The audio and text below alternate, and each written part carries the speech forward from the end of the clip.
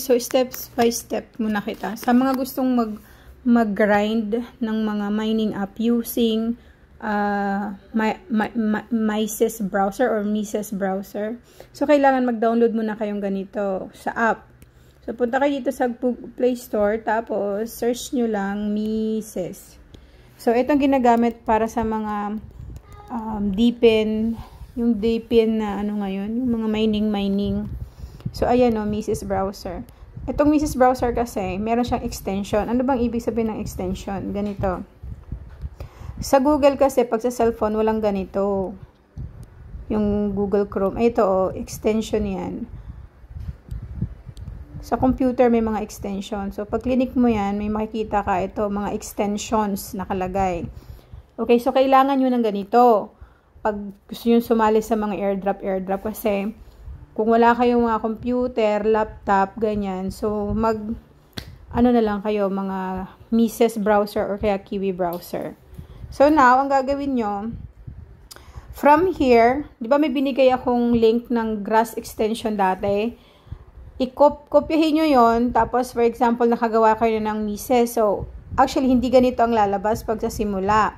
Parang ganito, new tab. Ganyan, new tab. So, ang gagawin nyo, yung link na binigay ko sa Grass, ikukopyahin nyo yon and then, ipipaste nyo dito sa dyan. So, once na na-paste nyo na yon, i-click nyo lang yung parang go or done. Automatic, siya, parang magda-download siya something or add extension siya. So, ang gagawin nyo lang, add extension. Hindi ko na mapapakita, gawa ng, meron na kasing nakalagay eh. Pero anyway, try natin ha. So, pumunta ako sa airdrop group. Mayroon akong airdrop group kasi kung gusto po nyo pumunta dito, pwede kayo mag-join. Dito kasi ako minsan ayan. So, copy ko lang to. Dito ako nagpo-post ng mga airdrop na ginagawa ko minsan pag may time. So, click ko yon, copy, and then ipipaste ko siya dito. So, automatic, yan, pag ginanyan niya siya, wait, then, i-go nyo na. Go. So, ang gagawin niya, parang mag-add extension siya. Ang problema kasi meron na ako, kaya hindi ko talaga maipakita na ng sakto mismo. So, from here, ang gagawin nyo, mag-sign up kayo doon. Kasi kung halimbawa naka-add extension na kayo ha, add extension, ang lalabas niyan, dito kayo niyan mapupunta. May makikita kayong ganito. Yan, Grass, ganyan. So, ang gawin nyo, mag-sign up kayo doon ng email. Sign up kayo email using your email address, password, ganyan. And then, log in kayo. Then, pag naka-log in na kayo sa Grass account nyo, punta kayo dito sa, dito kasi sa cellphone, dito nyo makikita ang mga function na yan, sa baba. So, ito yung parang profile name. Ito yung, kalimutan ko kung ano yan. Ito yata yung, check ko lang sa Grass ha. Alam ko na, ito yung kinatawag na store. O, sige, punta kayo dito sa store. Dito sa store, makikita nyo dito yung mga kailangan gawin. Para mag 2 times ka ng earning or 1 time, ganun, 1.5 times, ayan. Ito, since nagawa na natin yan, di ba, nag-download tayo ng extension. So, yun na yun. Yung link nga na binigay ko. And then, ito, para i-download nyo to. Para maging 1.25x ang inyong tawag ito, yung mina nyo. So, ang gagawin nyo, once na download nyo yan, click nyo yan, download, automatic, pupunta yan sa my files. So, sa cellphone nyo, hanapin nyo yung files. I-locate nyo lang ba? I-locate.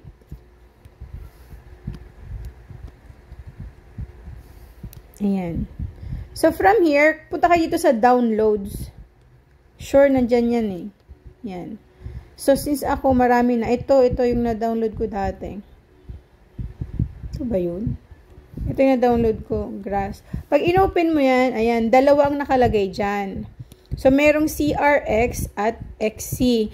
Itong Grass configuration na XC, para lang to sa mga computer, desktop, at laptop, yung ganon. Itong CRX, ito yung pwede nating magamit sa mga browser sa cellphone, like Kiwi browser and Mises browser. So, take note ha. Ayan na. So, balik tayo dun sa grass extension sa Mises. Punta ka sa Mises. And then, click mo tong, ito yung extension niya, diba yan? Para lumabas yung extension. Ayan. Ito ang extension. So, click mo yung extension. Ano ba yan? Click mo yung extension na yan. So, lalabas, may makikita kang developer mode. Ang gawin mo, slide right mo yan para mag-on ang developer mode. So, once nag-on ang developer mode, na-on mo na siya, may nakikita ka dito, di ba? Plus from .zip crx user, ganyan-ganyan. Yung dinownload natin, i-attach mo yon. So, ang gawin mo, i-add mo to, click mo lang to, itong may plus. Yan, and then only this time, yan, ganyan. And then, hanapin mo yung files na yon kung saan man nailagay. Yung media picker. So, sa media picker ako, punta lang ako sa ito, may files, and then downloads, then hanapin mo si grass, i-attach mo tong i-attach mo tong CRX, click mo yan, pag click mo to, lalabas yan, done, click mo yung done. So, once na done na yan, hindi ko na siya idadone kasi nagawa ko na, once na done mo na yan siya, asa na yun? Once na done mo na siya, biglang lalabas tong grass community node. So, ang gawin mo, i-slide right mo na naman siya. Kasi, mapapalitan yan yung light node na one time lang ang earning rate. So, ito ang gagamitin nyo na. Para lalabas doon is 1.25. So, para ma-check mo yan, punta ka lang doon sa, sa grass community.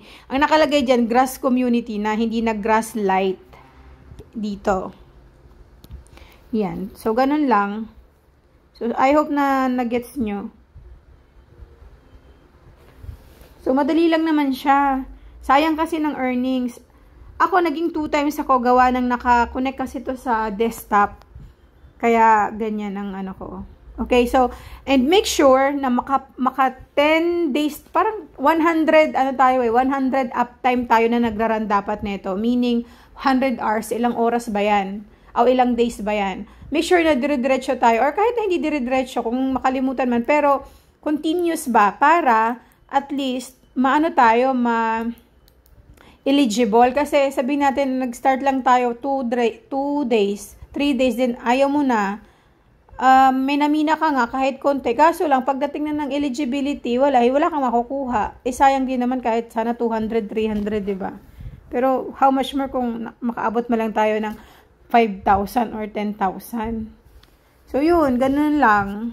I hope na nagets nyo. Pag may question kayo, tanong lang kayo sa akin. Try kong gawan ng way para masagot ko, para magets nyo talaga yung flow. Sayang kasi, anyway, lagi naman tayo nagsi-cellphone, diba? So, grab natin yung opportunity kasi lagi naman tayong online. Tapos, para may use ba yung natin, yung internet natin. I-maximize natin yung use niya. Hindi lang kay puro chismis tayo sa Facebook. Parang ganun. Anyway, so yun lang. Thank you guys.